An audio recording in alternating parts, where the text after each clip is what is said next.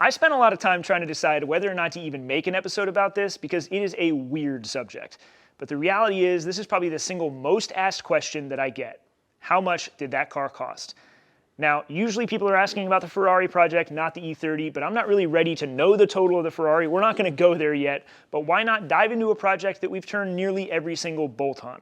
I want to do an episode in full transparency so you guys know what it really costs to do a project like this, but more importantly, I want to talk about how much it costs a YouTuber like me to do it, because those two numbers are very different. YouTube car builders like me have access to sponsorships and free parts that normal people will never get without an audience. And I want you guys to know what it really looks like on the back end. We have engine swapped this car, we have transmission swapped this car, we've done the interior, we've done the suspension, we've done wheels, bottom to top, pretty much everything has been touched.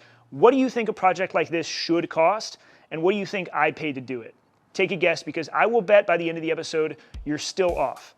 But let's dive in, let's see what it really takes to do. First things first, let's start with the cost of the car itself. It's going to be the most expensive part of the entire project, and this one, an 85 325e, painfully tallies in at $6,800. I might have overpaid for it, but we'll get to that later in the episode. We're going to keep a running tally down in the corner of the retail cost of everything that goes into this car. But in the name of transparency, I think it's also important for me to explain what I have paid for every part. Sometimes it's retail, sometimes it's freebies, and sometimes it's somewhere in between. But I think it's only fair for you guys to understand what YouTubers are actually spending when they're building projects like this one. So we're also going to keep an eye on my costs. As you'll see over the course of this episode, these two numbers are going to drift apart rapidly, but I think it's important for you guys to see what's happening behind the screen versus how it is in reality. I try to be transparent anytime somebody gives me a part, but I'm betting the cumulative value doesn't truly register amongst viewers' ears and eyes. So with our $6,800 baseline cost, let's get started. The first part I bought for the E30 was our Euro bumper setup. I scored mine locally for $1,450, but the cheapest set I can find online right now is about $2,000. Now, in order to install the bumpers, I also needed custom bumper brackets, as well as the proper Euro valance and a front lip to go with it. The valance was $500 with another $300 for paint, and the lip was $50 off of Craigslist. While upgrading the exterior of the car, I decided to swap the headlights out for Euro smileys. The set I used was donated to me by a viewer, but you can buy a set of Euro Smiley Depot knockoffs for about $300 online. Lastly, I spent about $400 on new factory Euro grills and kidneys. And so for less than $10,000, we've got a beautiful Euro-converted E30. That's not too bad of a price, all things considered, and the retail price is only $1,350 more. It's not a huge delta, but this is where these two numbers are going to start diverging quickly. We pulled the factory 2.7-liter M20 out of the car, and we're replacing it with a 3.2-liter US S52. I bought this engine from my buddy Blake, complete with all the accessories, the wiring harness, and the ECU for $3,000. It seems like the average price for a complete S52 like this these days is around $3,500, and the complete manual driveline conversion for an E30 usually sits at around $1,500, but we only have 200 into ours after selling off the engine and chassis from our donor car. Now here's where things start spiraling out of control. We partnered with FCP Euro on this project to provide a ton of new parts for our engine rebuild. The parts totaled in at $2,781. These parts were provided to me in exchange for the content that we produce, which means while they were not free, I did not pay for them. The same also goes for our parts from Condor Speed Shop, which tally in at $1,265. Now, all of those parts would have been enough to get us back on the road and to call this project finished, but I allowed this project to nickel and dime me by wanting to redo literally everything. So through my friends at Lightbow Next Door, who happily sponsor this project and all the other ones anytime I need parts, I bought a lot. In a non-exhaustive list, we're talking about all of the clutch hydraulics, every sensor on the engine, wheel hubs, wheel bearings, the entire power steering system, a new steering rack, all of the fuel lines, filter, throttle cable, fluids, you name it, anything else that I could replace on this car within reason, I bought through them. My total spent was $2,995. But brace yourselves, because the retail cost for these parts was $8,177, and that makes it a lot harder for your average Joe to do this. But no, we are not done yet, unfortunately. We have our Harper Fab oil pan, which I bought secondhand for $900 with a retail of $990. We also have a set of headers to go on this motor before it goes in, which are cheap Schmiedman parts, totaling in at $250. On the subject of the exhaust, we have our MagnaFlow E46 exhaust system that we modified and retrofitted to this car with a retail of $1,236, and we used another $250 of stainless to finish it out. MagnaFlow provided this exhaust for us, and Vibrant gave us the stainless material. There are a few other parts and pieces we needed to finish out the engine swap, one of which is the CSF radiator, which of course they provided for us. And on the other hand, I needed some engine motor mount arms, which I bought off eBay for $100.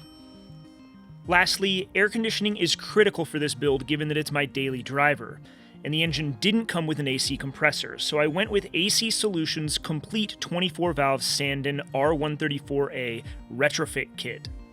Retail on this kit is a touch over $1,200, and we were given a small discount, bringing the total down to about $1,100.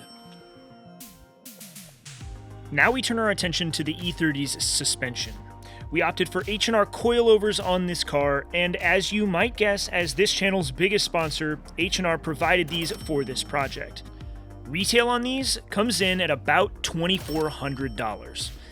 Now the money we spent earlier at Leichtbau includes things like the wheel bearings, axle nuts, new axles, and shock mounts, so we're not going to have to worry about that cost again. However, there are camber plates to account for as well. Broadway Static provided a set of $550 camber and caster plates for this project. And that brings us to the wheels. Now it's hard to put an actual value on these because good luck ever finding a set of 4-lug magnesium Alpina splits, but Nick, who gave them to me, values them at around $2,500. Now as part of the refinishing process, I had to have these stripped and painted, and I put new BBS Motorsport halves on them. Add in new hardware, and you're looking at a total investment on my part of about $1,200 against a retail value of $1,700. And then there's our Falcon tires, 215/45 R16 Azenis RT 615K pluses that come in at about $600 at a retail price. To make the wheels fit correctly, we also have a set of 4 H&R spacers with a retail price of about $240. As both H&R and Falcon are sponsors of the channel, we did not pay for these parts. And that brings us to some of the last pieces that have gone into the car. There's a few knickknacks that I had lying around the shop, like a Momo wheel hub and my Momo Cavallino steering wheel, and if you were to go hunt those down, you're going to spend something like $650 if you can find one. And then the last item on our list is the Schielmann seats. They completed our interior, and if you want a pair of these seats with E30 mounts and seat sliders, you're going to spend $3,954 on the pair. Now to be clear, I'm sure that there are some costs that I've forgotten, little nickel and dime things that are just hard to keep track of, and so in fairness, I'm going to throw $500 at each price. I'm not gonna lie, that $19,000 figure stings. I didn't think I had that much into this car, and I don't know that I wanted to know the answer either. I was off by probably 30 or 40% to be honest, but that's the reality of this. I think we all kind of do that boy math to see how low we can convince ourselves we are invested into our car. Don't do what I just did. 19,000 bucks is what it's gonna cost to turn my car into what you see on this channel today, if you're as fortunate as I am. And if you're not, and you pay full retail, you're talking about 45,000 bucks. And I didn't inflate any of those numbers. I think that is genuinely what it would cost. You might save a little bit of money on the retail parts from a shop like Leichtbau if you just bought them from an online retailer, but I don't think you're gonna save huge sums of money. $40,000 to $45,000 is every bit of what it will cost to do that. And that is insane. It goes to show how expensive these old cars have gotten. But the price total doesn't even stop there. Surprisingly, if you're someone who can't wrench on a car or doesn't have the means to, and you decide to take this project to a shop to have it done, well, I walked over to Leichtbau and asked them for a quote on just the labor to do what you saw in this episode. And well, it's a big one. The grand total at the bottom of this invoice is $19,000. $19,302.50 to be exact. And they didn't inflate any of that either. That is a genuine quote to do everything that you saw for this car. It's a crazy figure. I know plenty of people will say that's a ripoff, but that's what it costs to do if you're going to invest all of the hours to transform your car bottom to top.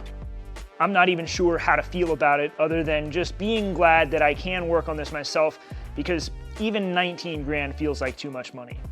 Now, I will say a lot of you guys have asked how I can build this car, but then simultaneously say, oh, I can't afford a new transmission for the Ferrari or whatever else. Well, the truth is, I've owned this E30 for going on 2 years now, and it's been a project that I've been amassing parts for over a long period of time. And it's been a slow burn that happened in a few episodes, but what really took place was a build over the course of months and months.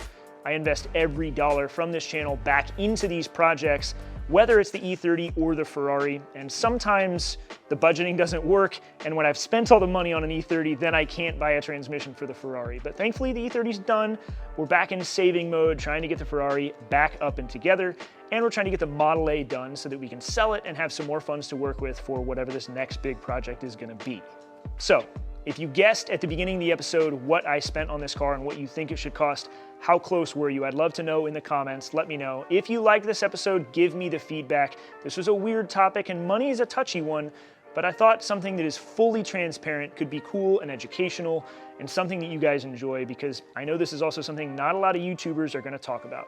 So give me some feedback in the comments, subscribe if you haven't, and I'll catch you guys at the end of the week for the next Model A episode. I'll see you then.